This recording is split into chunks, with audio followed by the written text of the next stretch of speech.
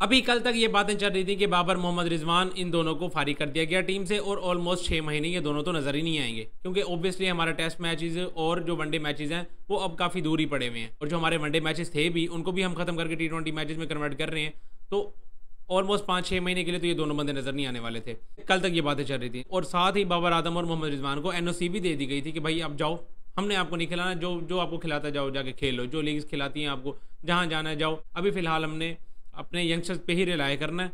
इधर बाबर आजम को NOC देने की देर थी, वहाँ सिडनी सिक्सर ने बाबर आजम को प्री साइन कर लिया। जो सिडनी सिक्सर की शर्ट है वो ड्रेसिंग रूम में खड़ा के और बैकग्राउंड पे जो बाबर आजम के लिए क्रंच मूवमेंट्स पे जो बाबर आजम के लिए कमेंट्री कही गई थी, कुछ वर्ड्स कहे गए थे, वो उन्होंने पीछे प्ले किए हुए थे। और जो हेटर्स हैं वो इस पर भी खुश चल रहे हैं, वो इसमें भी उन्होंने कसर निकाल रही है। वो ये कह रहे हैं कि भाई ये तो फेक न्यूज़ है, इन्होंने ऐसे ही, ओ भाई उनकी फुप्पी का लड़का है वो, जो उन्होंने उसकी क्रंच मूवमेंट्स की जो ऑडियो पीछे प्ले की हुई है।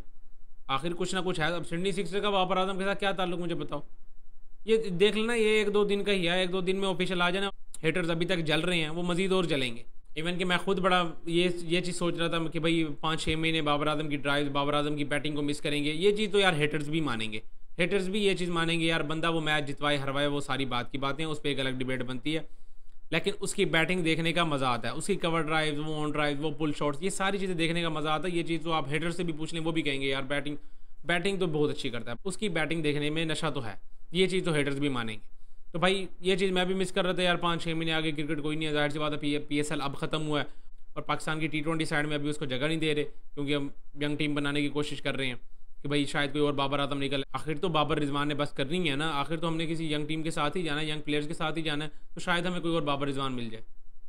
रिजवान का तो पता नहीं, बाबर नहीं मिलने वाला इनको, बाबर नहीं मिलने वाला इनको, रिजवान का कोई पता नहीं, कोई रिजवान और निकल ही आए, लेकिन बाबर साहब इनको नहीं मिलने वाले, ये चीज़ तो है। कोई यंग बाबर इनको मिल ही नहीं सकता, बाबर एक अलग बखरा ही पीस था, और इसकी कदर इनको जब वो बंदा साइड पे होगा तभी फील होगी, इससे पहले नहीं होने वाली। सारे बातें बाबर आजम पे इस तरह करते हैं जैसे पीछे हमारे पास को 10 विराट कोहली बेंच पे बैठे हुए हैं। बाबर आजम को उठाओ, साइड पे बिठाओ, जो आपके पास पीछे विराट कोहली बैठा हुआ है ना, उसको उठा के खिला लो। सारे बैठ के उसको इस तरह से क्रिटिसाइज़ करते हैं, इवन के टीवी चैनल्स पे बैठ के हमारे बड़े बड़े प्लेयर्स भी बैठ के उसको इस तरह से क्रिटिसाइज़ करते हैं और कंपेयर करते हैं विराट कोहली से।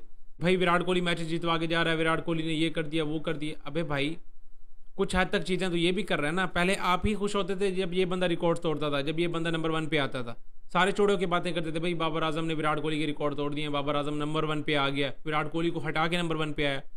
ये सारे यही थे, हम ही थे बातें करने वाले, और अब हम ही उसको क्रिटिसाइज़ कर रहे हैं, तो ये बहुत ही गलत बात है। ठीक है, उस पर अभी डाउनफॉल चल रहा है, उसकी उस तरह की परफॉर्मेंसेज नहीं है, ये चीज़ भी हम मान रहे हैं। उसके लिए आप उसको साइड पे करें, आप उसको टीम से ड्रॉप आउट करें, या उसको आप ये बताएं कि भाई आपने इस चीज़ों पे काम करना है, इन चीज़ों पे काम करना है। अगर वो करता है ठीक है, नहीं करता तो भाई ठीक है, यहीं तक उसको बस करा दो, यहीं तक जहाँ तक उसने अच्छी क्रिकेट खेली है, क्योंकि पाकिस्तान के लिए तो वो जहाँ तक अच्छी क्रिकेट खेलेगा तो खेलेगा, जैसे वो परफॉर्मेंसेज अच्छी नहीं देगा तो उसने बाहर बैठना, ये चीज़ तो तय है, ये चीज़ तो तय है। लेकिन जो चीज़ उस बंदे ने की भी है एटलीस्ट उस चीज़ को तो मानो।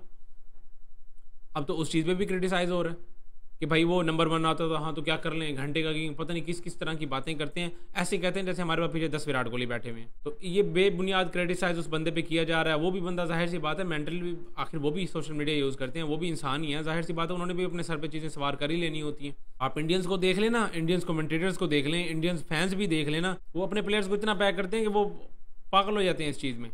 वो नहीं, वो अगले बंदे को झूठा कर देंगे, वो कहेंगे हाँ ठीक है बस तुम्हारा क्या, हमारे पास ये है, हमारा प्लेयर ही बड़ा है, जो मर्जी कर लो। हमारे वाले ऐसे हैं, नहीं यार तुम्हारा विराट कोहली ज़्यादा बड़ा प्लेयर है, तुम्हारा विराट कोहली ये है, तुम्हारा रोहित शर्मा बहुत ज़्यादा प्लेयर है, तुम्हारा प्रिंस भी बहुत अच्छा प्लेयर है, तुम्हारा शुभमन गिल बहुत अच्छा प्लेयर है बाबर आजम से। इस तरह की बातें कर रहे होते हैं और अपने प्लेयर्स को डिग्रेड कर रहे होते हैं। फिर हमारे प्लेयर्स ने फिर क्या ही परफॉर्मेंस करके देनी है हमें। बाबर आजम भाई ऑस्ट्रेलिया खेलने जा रहे हैं सिडनी सिक्सर्स की तरफ से, ये चीज़ तो तय है, ये चीज़ तो ऑफिशियल हो जानी है आज या कल में।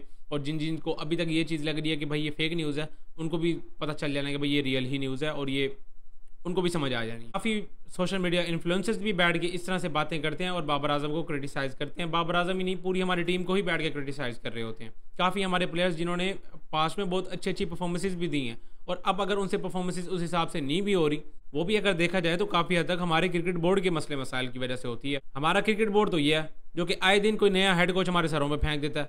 एक ड्यूरिंग सीजन अगर आपकी क्लासरूम में एक टीचर भी अगर ख़त्म कर जाता है ना, और उसके बाद कोई नया टीचर आ जाता है, तो आप इतना ज़्यादा डिस्टर्ब हो जाते हैं। और यहाँ तो हर 15-20 दिन बाद एक नया हेड कोच आया पड़ा होता है, हर इवेंट के बाद, हर एक सीरीज़ के बाद कोई ना कोई नया हेड कोच आया पड़ा होता है, कोई नया कैप्टन सर पे तारी कर दिया जाता है।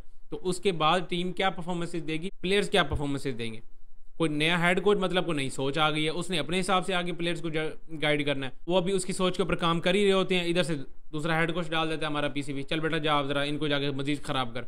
फिर नया हेड कोच आ जाता है, वो अपने प्लान्स लेके आ रहे थे, भाई नहीं अब इस तरह नहीं, इस तरह करो। तो प्लेयर्स ने क्या करना है, कभी आगे बाबर को एंकर रोल दे देते हैं, कभी बाबर को कहते हैं कि भाई जरा तेज़ खेलो। नहीं बाबर आजम ने कप्तानी छोड़ी थी तो उसके बाद उसको कहा गया था भाई तेज़ खेलो, उसने जाके न्यूजीलैंड सीरीज़ में सही तेज़ खेला। उसके बाद जब वहाँ से फ्री हुए फिर दोबारा उसको कहते भाई तुमने एंकर करना है। उसको तुम यहाँ से भेजते हो बैटिंग करने के लिए, उससे पहले भेज रहे होते कि भाई नहीं तुमने एंकर करना है, तुमने विकेट पे स्टे करना है और तुम्हारे साथ जो और बैटर आएंगे वो चलते जाएंगे। जब वही काम वो करता है बंदा जाके, तब आप उसे कहते हो कि भाई वो स्लो खेलता है। तो ये काफ़ी देखा जाए तो इसमें हमारी बोर्ड की ही ना अहली है। खैर ये सारी चीज़ें अभी इरेलीवेंट, क्योंकि अभी पाकिस्तान के लिए तो बाबर आजम ने खेलना नहीं है कुछ एक अरसा। अभी हमें यंगस्टर्स की एक चुल मची हुई है ना, यंग टीम बनानी है, जो कि अच्छी बात भी है, क्योंकि इन फ्यूचर बाबर आजम ने तो रहना नहीं है। बाबर आजम ने कभी तो टीम से बाहर जाना ही है ना, कभी तो उसकी क्रिकेट ख़त्म होनी है। तो यंग टीम तो हमें चाहिए, यंग प्लेयर्स तो चाहिए हमें। तो और बाबर आजम का वैसे भी मैंने यही कहा है, बाबर, मोहम्मद रिजवान, शाहीन, इनको डायरेक्ट वर्ल्ड कप का पहला मैच भी खिला देना, इनको मसला नहीं होना चाहिए जितनी क्रिकेट इन्होंने खेल ली है, तो इनके लिए कोई मसला नहीं है।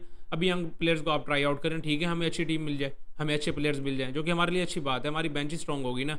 और उसके बाद अगर आपने वर्ल्ड कप खिलाना है, बाबर को खिलाओ, नहीं खिलाना, अगर आपकी टीम बहुत ही अच्छी बन गई तो भाई उसके साथ यंग टीम के साथ चले जाओ, कोई मसला नहीं है। बाकी इस वीडियो में इतना ही, मिलता है नेक्स्ट वीडियो।